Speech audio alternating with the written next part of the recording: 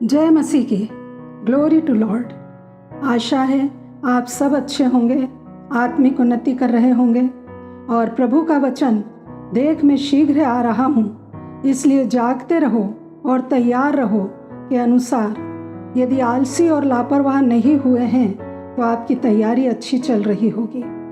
हमने बाइबल के वचनों के अनुसार जागते रहने और तैयार रहने के विषय बहुत से संदेशों को सीखा है, परंतु जागते रहने और तैयार रहने के प्रोसेस को पूरा करने के लिए आगे और ज़रूरी निर्देश दिया है, और वो है निरंतर प्रार्थना करते रहो। प्रार्थना केवल हमारी आवश्यकताओं को मांगना नहीं है, परंतु कुछ अपनी कहना है और कुछ पिता की सुनना है।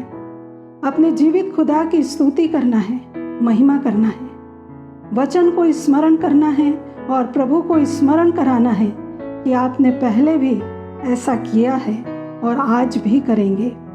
पहले भी आशीष दी है और आज भी आशीष देंगे।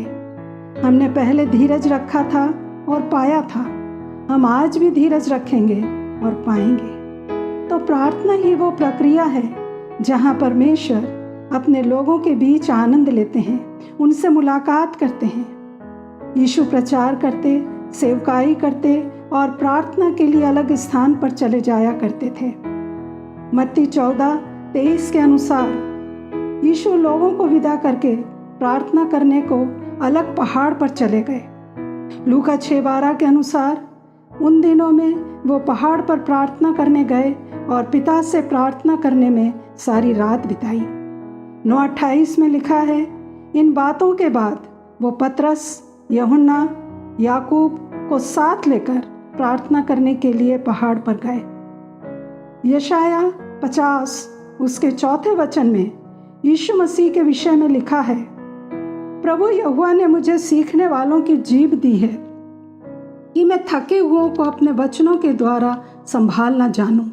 भोर को वह नित मुझे जगाता और मेरा कान खोलता है कि मैं शिष्य के समान सुनूं।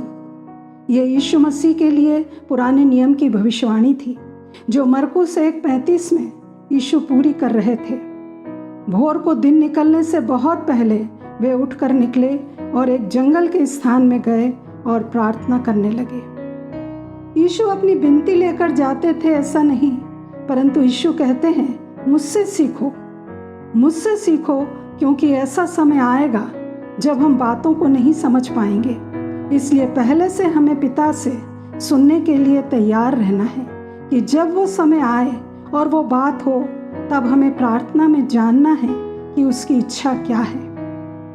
लूका 2 में हम पढ़ते हैं कि शमौन नाम का एक व्यक्ति था जो बहुत बूढ़ा था। वो धर्मी और भक्त था। वो इज़राइल की शांति की बाट जोह रहा था। पवित्र आत्मा के द्वारा उस पर प्रकट हुआ था कि जब तक वह मसीह को देख ना लेगा तब तक मृत्यु को ना देखेगा। और जब माता पिता बालक यीशु को मंदिर में लाए तो उसने अपनी गोद में बालक को लिया और परमेश्वर का धन्यवाद करके कहा कि वर्षों से जिस बात के लिए मैं ठहरा था, प्रार्थना कर रहा था, उद्धारकर्ता को देखना चाहता था, आज मेरी आंखों ने तेरे उद्धार को देख लिया है। मेरी प्रार्थना का फल मेरी गोद में आ गया है। हन्ना भविष्यवक्तिन थी। वह भी बहुत बूढ़ी थी, 84 वर्ष से विधवा थी। वो उपवास और प्रार्थना करके रात दिन उपासना किया करती थी। वो भी इतने सालों से इज़राइल के छुटकारे के लिए प्रार्थना करती और छुटकारे की बाट जोहती रहती थी। यद्यपि कोई छुटकारा, कोई परिवर्तन दिखाई नहीं दे रहा था।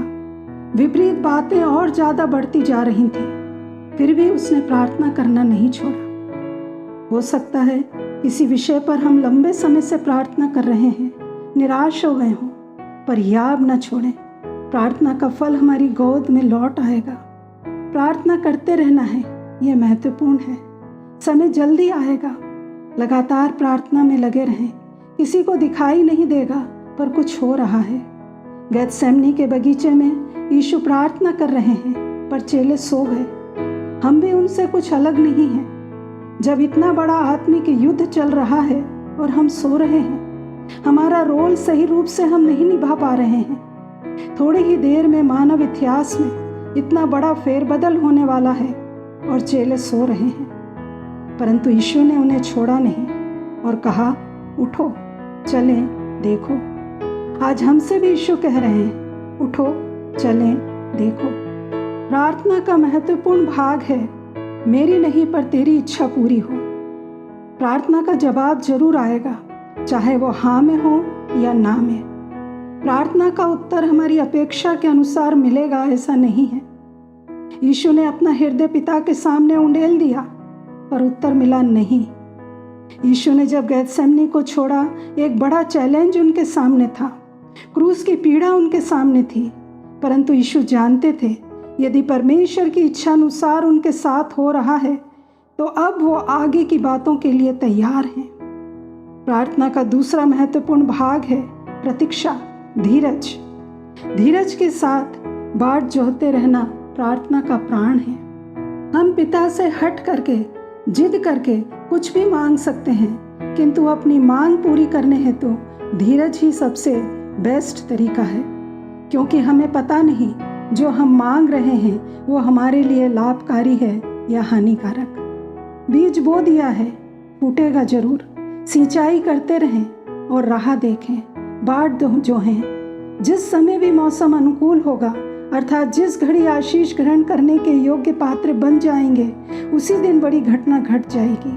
अभी नहीं घट रही, इसका मतलब है अभी तैयार नहीं है, अभी योग्य पात्र नहीं बने हैं। तो आइए जागते रहें, तैयारी में लगे रहें, प्रार्थना करते रहें और परमेश्वर पिता के अनुग्रह को मांगते रहें।